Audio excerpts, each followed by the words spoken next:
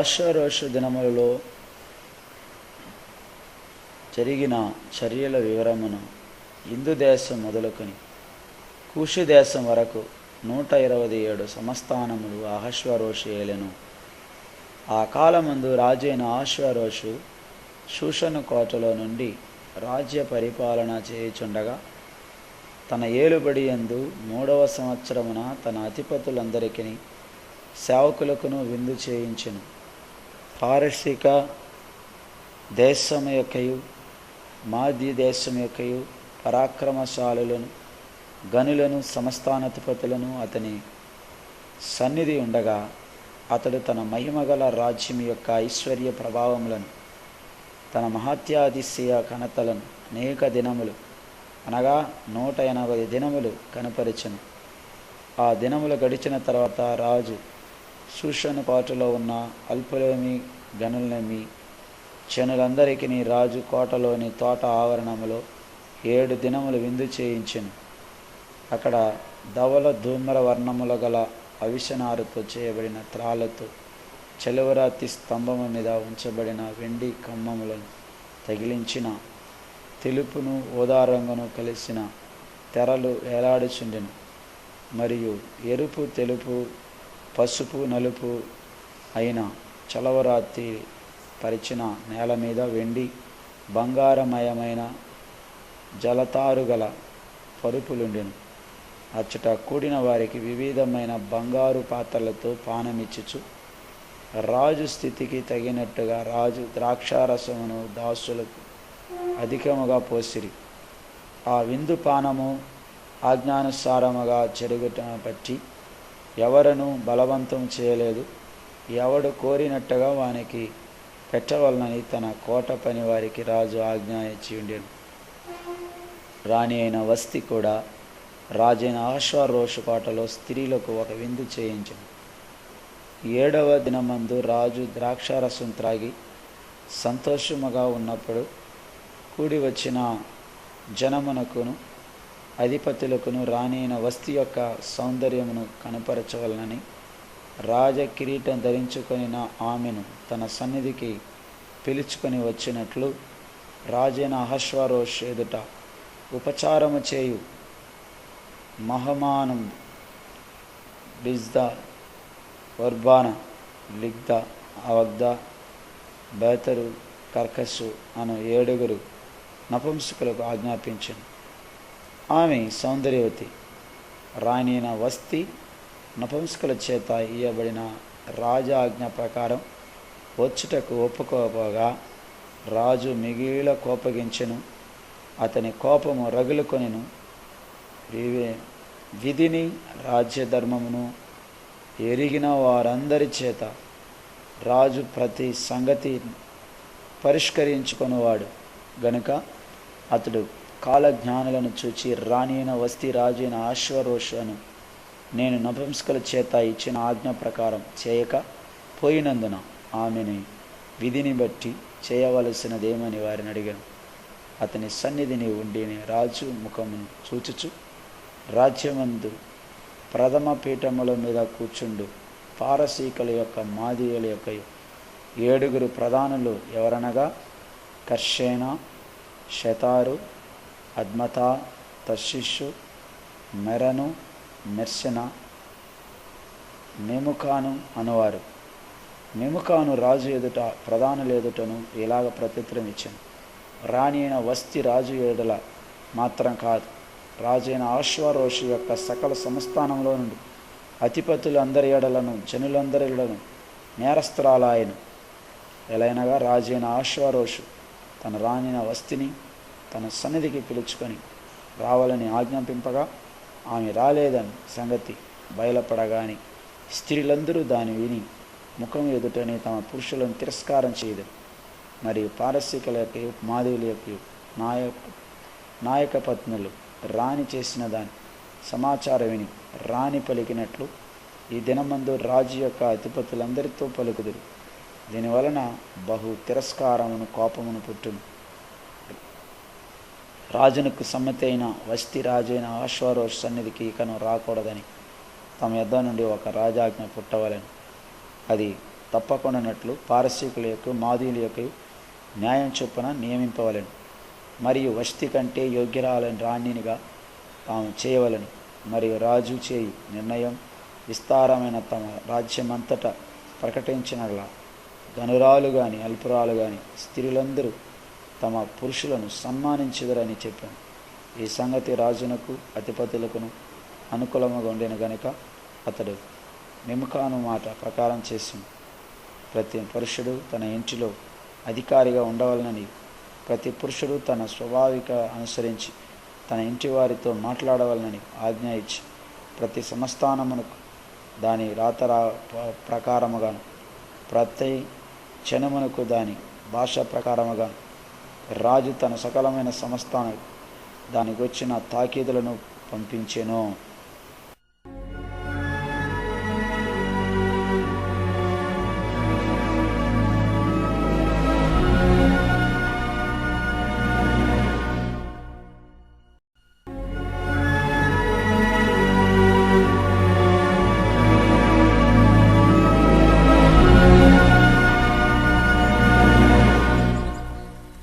ఈ సంగతులైన తరువాత రాజైన అహష్వేరోషు యొక్క ఆగ్రహము చల్లారినప్పుడు అతడు వష్తిని, ఆమె చేసిన దానిని, ఆమెకు నిర్ణయింపబడిన దానిని తలంచగా, యవనులగు రాజు పరిచారకులు ఇట్లనిరి: అందమైన కన్యకలను రాజు కొరకు వెదకనగును. అందునిమిత్తము సౌందర్యవతులైన కన్యకలందరినీ సమకూర్చి షూషను కోట అంతఃపురమునకు చేర్చి, స్త్రీలకు కాపర్యగు రాజు యొక్క నపుంసకుడగు హేగే వశమునకు అప్పగించునట్లు రాజు తన రాజ్యం యొక్క సంస్థానములన్నిటిలో పరిచారకులను నియమించునుగాక. శుద్ధి కొరకు సుగంధ ద్రవ్యములను వారికిచ్చిన తరువాత రాజు ఆ కన్యకలలో దేనియందు ఇష్టపడునో ఆమె వష్తికి బదులుగా రాణియగును. ఈ మాట రాజునకు అనుకూలమాయను గనుక అతడు అలాగు జరిగించెను. షూషను కోటలో బెన్యామీనీయుడగు కీషునకు పుట్టిన షిమీ కుమారుడగు ఈరు వంశస్థుడైన ముర్దెకై అను ఒక యూదుడుండెను. బబులోను రాజైన నెబుకద్నేజరు యూదా రాజైన యెకొన్యాను పట్టుకొని పోయినప్పుడు ఇతడు యెకొన్యాతో కూడా యెరూషలేము నుండి చెరపట్టబడిన వారిలో ఒకడు. తన పినతండ్రి కుమార్తె అయిన హదస్సా అను ఎస్తేరు తల్లిదండ్రులు లేనిదై ఉండగా అతడామెను పెంచుకొనెను. ఆమె అందమైన రూపమును సుందర ముఖమును గలదయ్యుండెను. ఆమె తల్లిదండ్రులు మరణము పొందిన తరువాత మొర్దెకై ఆమెను తన కుమార్తెగా స్వీకరించెను.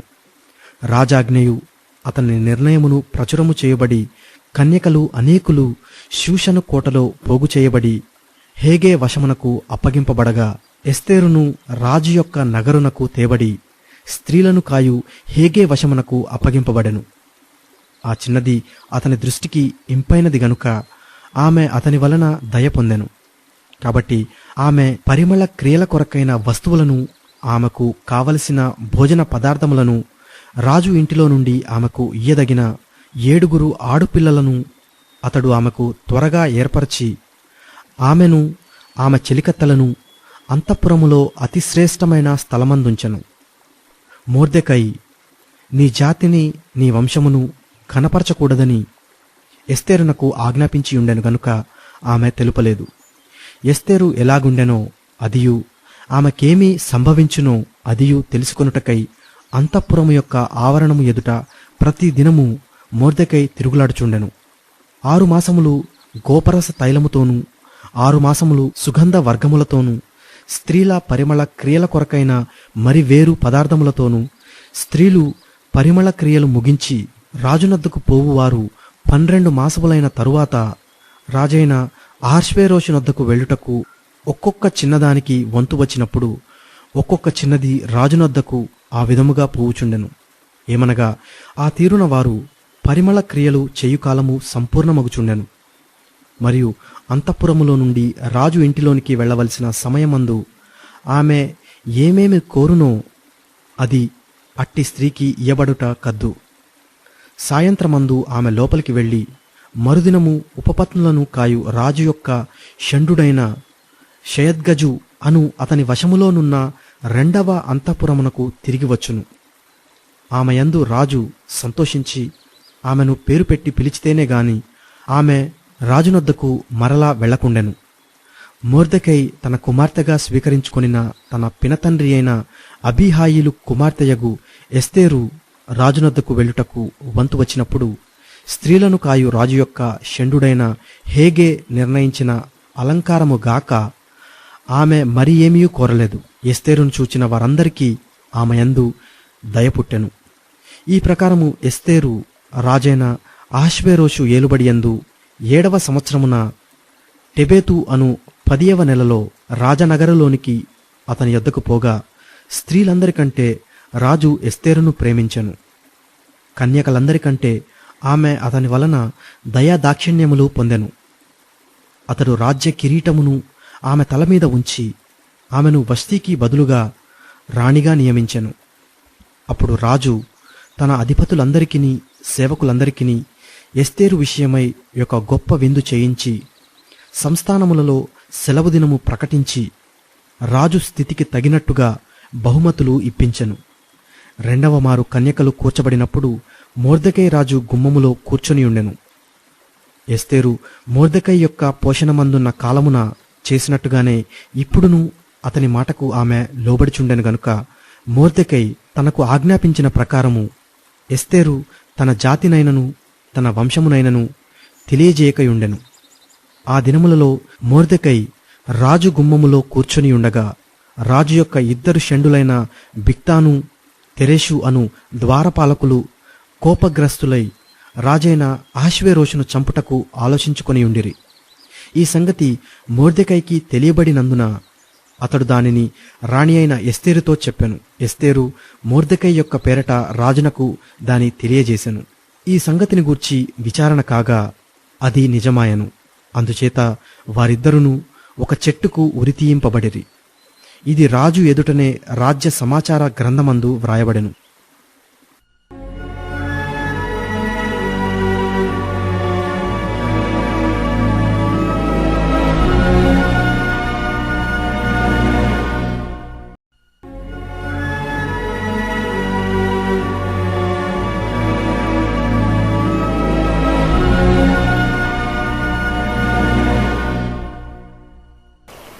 ఈ సంగతులైన తర్వాత రాజైన అహష్వేరోష్ అమ్మోదాతా కుమారుడనను అగాకీయుడును ఆమాను కనపరిచి వాని హెచ్చించి వాని పీఠమును తన దగ్గరనున్న అధిపతులందరికంటే ఎత్తుగా ఉంచెను.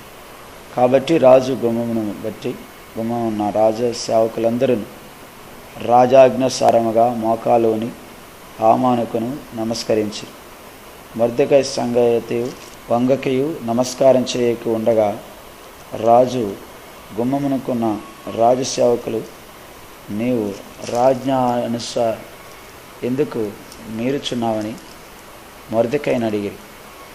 ఈ ప్రకారం వారు ప్రతిదినము అతనితో చెప్పుచు వచ్చినను అతడు వారి మాట చెవిని బెట్టకపోయిన గనుక వారు మొర్దెకై యొక్క మాటలు స్థిరపడునో లేదో చూతుమని దాని హామానుకు తెలిపిరి.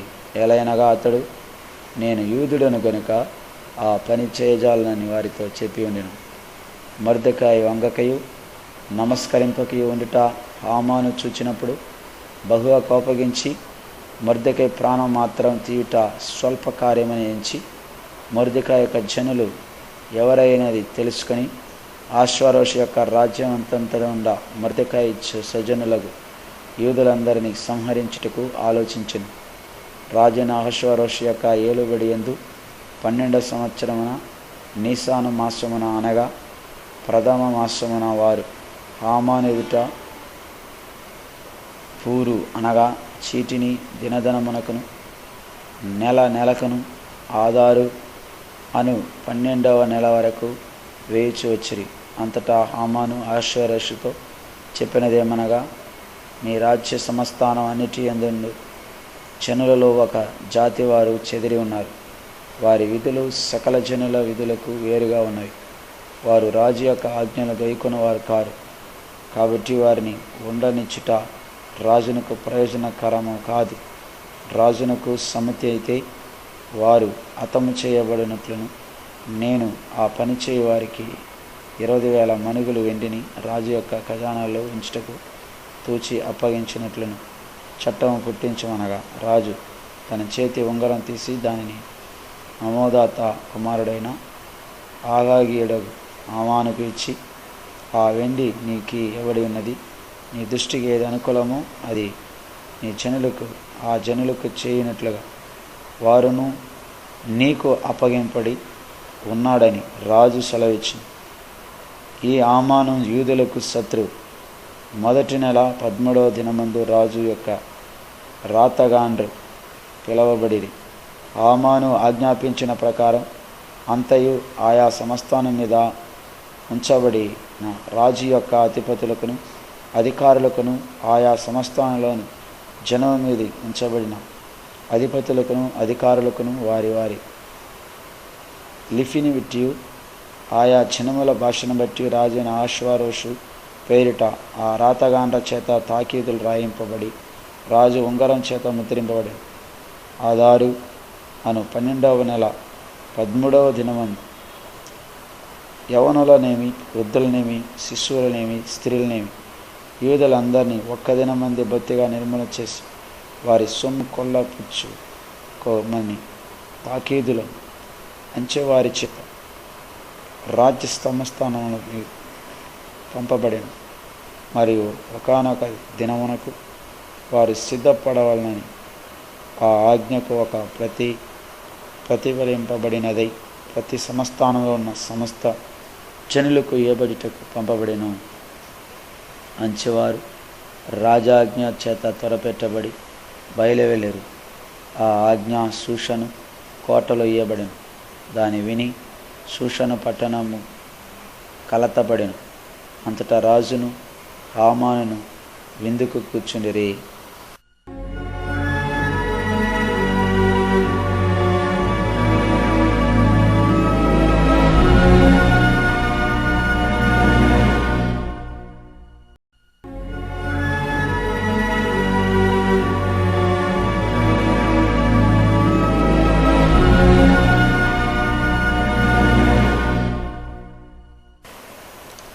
జరిగినదంతయు తెలియగానే మొర్దెకై తన బట్టలు చింపుకొని గోనె పట్టలు చేసుకొని బూడిద పోసుకొని పట్టణం మధ్యకు బయలువెళ్ళి మహాశోకముతో రోదన చేసి రాజు గుమ్మం ఎదుటికి వచ్చెను. గోనె కట్టుకొని వాడు రాజు గుమ్మమును ప్రవేశించకూడదన్న ఆజ్ఞ కలదు. రాజు యొక్క ఆజ్ఞయు శాసనమును ఏ సంస్థానమునకు వచ్చెనో అక్కడ ఉన్న యూదులు ఉపవాసం ఉండి మహా దుఃఖములోను ఏడుపులోను రోదనములోను మునిగిన వారైరి. అనేకులు గోనెను బూడిదను వేసుకొని పడి ఉండిరి. ఎస్తరు యొక్క పనికత్తెలను ఆమె దగ్గరనున్న షండులను వచ్చి జరిగిన దాన్ని ఆమెకి తెలియజేయగా రాణి గొప్ప మనోవిచారము గలదై మొర్దెకై కట్టుకొని ఉన్న గోనె పట్టను తీసివేయమని ఆజ్ఞ ఇచ్చి కట్టించుకొనుటకు అతని యొద్దకు వస్త్రములు పంపెను. కానీ అతడు వాటిని తీసుకొనలేదు. అప్పుడు ఎస్తరు తను కనిపెట్టి ఉండుటకు రాజు నియమించిన షండులలో హతాకు అను ఒకని పిలిచి అది ఏమైనది ఎందుకైనది తెలుసుకొనుటకు మొర్దెకై యొద్దకు వెళ్ళమని ఆజ్ఞ ఇచ్చెను. హతాకు రాజు గుమ్మము ఎదుట ఉన్న పట్టణపు వీధిలో ఉండి మొర్దెకై యొద్దకు పోగా మొర్దెకై తాను సంభవించినదంతయు యూదులను నాశనం చేయుటకు గాను హామాను వారిని బట్టి రాజు ఖజానాకు తూచి ఇచ్చేదనని చెప్పిన సొమ్ము మొత్తము ఇంత అనియు అతనికి తెలిపి వారిని సంహరించుటకై షూషనులో ఇయ్యబడిన ఆజ్ఞా ప్రతిని ఎస్తరునకు చూపి తెలుపమనియు ఆమె తన జనుల విషయమై రాజును వేడుకొని అతని సముఖమందు విన్నపం చేయుటకై అతని యొద్దకు పోవాలనని చెప్పమనియు దాని అతనికి ఇచ్చాను. హతాకు వచ్చి మొర్దెకై యొక్క మాటలు ఎస్తరుతో చెప్పాను. అంతటా ఎస్తరు మొర్దెకైతో చెప్పమని హతాకును సెలవిచ్చినదేమనగా, పిలువబడక పురుషుడే గాని స్త్రీయే గాని రాజు యొద్దకు అంతర్గ్రహమును ప్రవేశించిన ఎడల బ్రతుకున్నట్లుగా రాజు తన బంగారపు దండమును ఎవరి తట్టు చాపును వారు తప్ప ప్రతివాడు సంహరింపబడు అన్న కఠినమైన ఆజ్ఞ కలదని రాజసేవకులందరికీ అతని సంస్థానంలో ఉన్న జనులందరికీ తెలిసి ఉన్నది. నేటికి 30 దినముల నుండి రాజునద్దకు ప్రవేశించుటకు నేను పిలువబడలేదని చెప్పమనెను. వారు ఎస్తరు యొక్క మాటలు మొర్దెకైకి తెలపగా, మొర్దెకై ఎస్తరుతో ఇట్లా ప్రత్యుత్తరం ఇచ్చి, రాజనగరులో ఉన్నంత మాత్రం చేత యూదులందరికంటే నీవు తప్పించుకుందువని నీవు మనస్సులో తలంచుకొనవద్దు.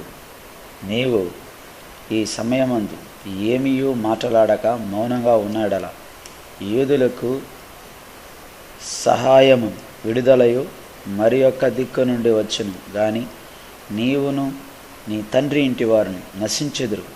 నీవు ఈ సమయమును బట్టియే రాజ్యమునకు వచ్చితివేమో ఆలోచించుకొనమని చెప్పుమనెను.